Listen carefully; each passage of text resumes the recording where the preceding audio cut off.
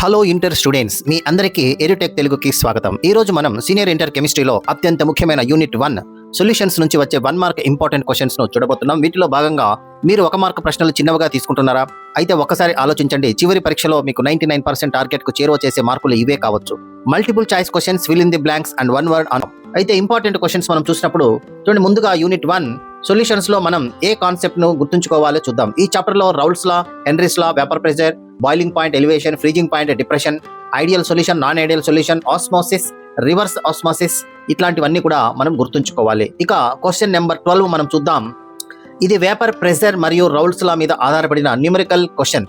చాలా మంది న్యూమరికల్ కనిపించేనే భయపడతారు, కానీ ఈ క్వశ్చన్ లో సరైన ఫార్ములా మరియు మాలిక్యులర్ ఫంక్షన్స్ గుర్తుంటే ఆన్సర్ చాలా సులభం. చూడండి, 18 grams glucose, 180 grams water, temperature 373 K. ఈ వాల్యూస్ ఎందుకు ఇచ్చారో అసలు ఆన్సర్ ఎలా కనుక్కోవాలి చూద్దాం. క్వశ్చన్ ఇలా ఉంటుంది: 373 K వద్ద 180 గ్రామ్స్ వాటర్ లో 18 గ్రామ్స్ గ్లూకోజ్ కలిపితే ఏర్పడిన అక్వే సొల్యూషన్ యొక్క వేపర్ ప్రెషర్ ఎంత? ఇక్కడ ప్యూర్ వాటర్ యొక్క వేపర్ ప్రెషర్ 760 మిల్లీమీటర్ హెచ్జీ అని ఇచ్చారు. ఇప్పుడు ఒకసారి ఆలోచించండి. గ్లూకోజ్ ఒక నాన్ వాలటైల్ సొల్యూషన్, అంటే గ్లూకోజ్ కలిపిన తర్వాత సొల్యూషన్ యొక్క వేపర్ ప్రెషర్ పెరుగుతుందా లేక తగ్గుతుందా? ముందుగా మీ ఆన్సర్ ను మనసులో ఫిక్స్ చేయండి. ఇప్పుడు ఆప్షన్స్ చూద్దాం. Option 1 752.4 mmHg, option 2 741.4 mmHg, option 3 759 mmHg, option 4 745.3 mmHg. ఇప్పుడు వెంటనే గెస్ చేయకండి. ఒక ముఖ్యమైన పాయింట్ గుర్తుంచుకోండి. Pure water vapour pressure 760 mmHg. Non volatile solute అయిన గ్లూకోజ్ కలిపితే వాటర్ యొక్క మోల్ ఫ్రాక్షన్ తగ్గుతుంది, కాబట్టి వేపర్ ప్రెషర్ కూడా కొద్దిగా తగ్గాలి. అయితే 752నా లేదా 741నా?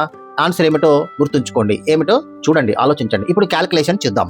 18 గ్రామ్స్ గ్లూకోజ్ అంటే గ్లూకోజ్ యొక్క మోలార్ మాస్ 180, కాబట్టి గ్లూకోజ్ మోల్స్ వచ్చేసి 18/180, that equal to 0.1 mole. 180 grams water అంటే వాటర్ మోల్స్ అన్ని 180/18 అంటే 10 మోల్స్.